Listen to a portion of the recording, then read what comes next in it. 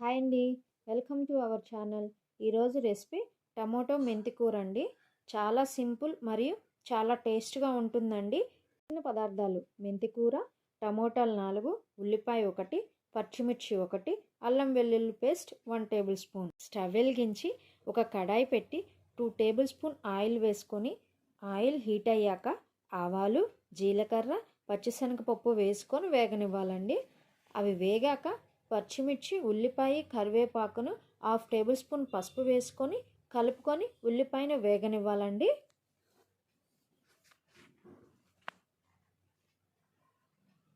ఉల్లిపాయ వేగాక టమోటా ముక్కలను వేసి కలుపుకొని టమోటాను మగ్గనివ్వాలండి.